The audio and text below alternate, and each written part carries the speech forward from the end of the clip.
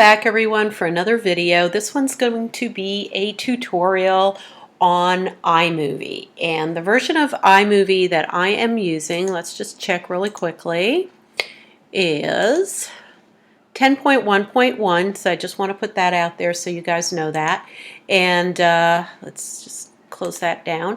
And what I want to do, I've been editing quite a few of my videos, and I usually have a kind of a template here where I just get parts of my video and scoot them down wherever I need to put them, and drag and drop them here and there and everywhere. And I usually keep my outro the same, and I usually keep this little Life According to Maria that plays right after my introduction small few second video, and you've seen that before if you've been to my channel.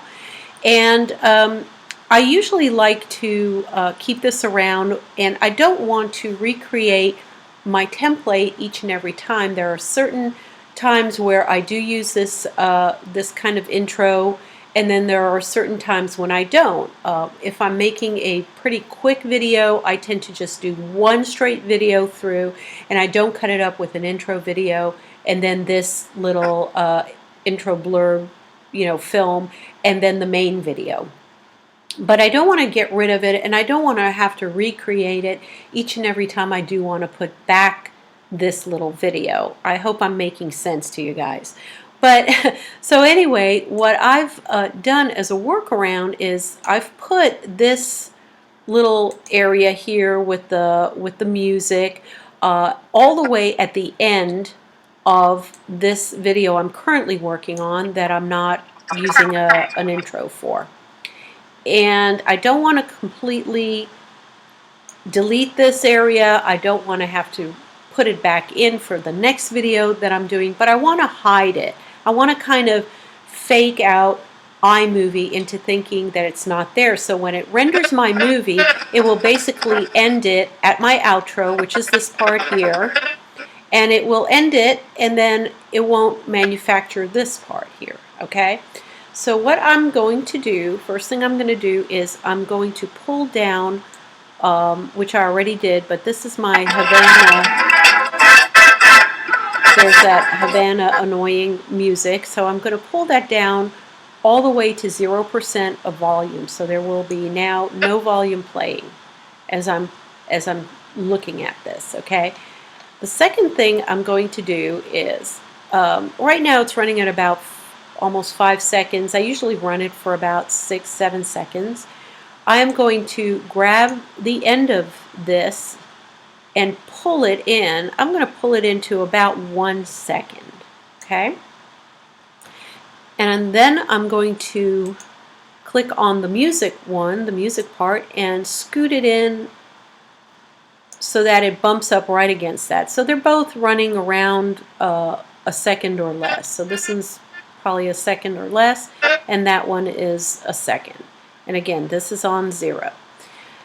So I've got it down to where it's going to only be playing after this outro for only about a second, but that's still annoying, and that's still something that I don't want my viewers to see when I'm uploading my YouTube video at the end. It's got to be nice and polished, and it's got to be finished.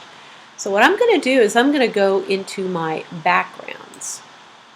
Okay, and I am going to pick the black background, and I am going to place it on top of this.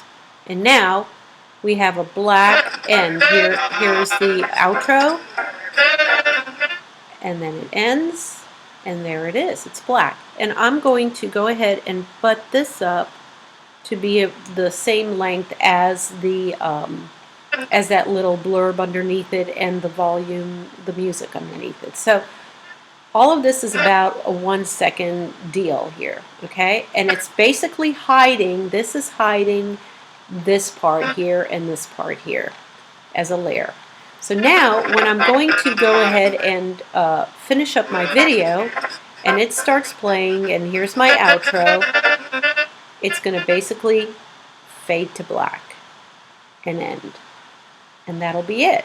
and I won't need to trim any part of this video in, once I render it, because then you have to go into another program and you have to trim it on both ends, or on the front end or the back end or something, trim things around, and it's just another step that I just don't want to waste time doing if I can do it this way.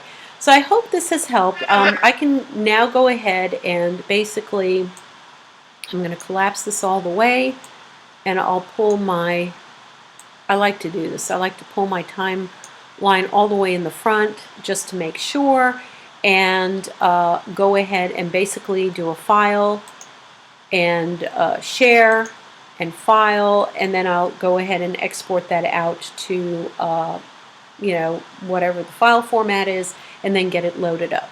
So I hope this has been a help for you guys, and I hope that this makes sense to you. And leave me comments below. Give it a thumbs up if you like this workaround. I'm trying to, as I find little workarounds in iMovie, I generally like to put it up there as quickly as I find these things out. So thank you so much for watching and tuning in again, and have a blessed day. Bye-bye.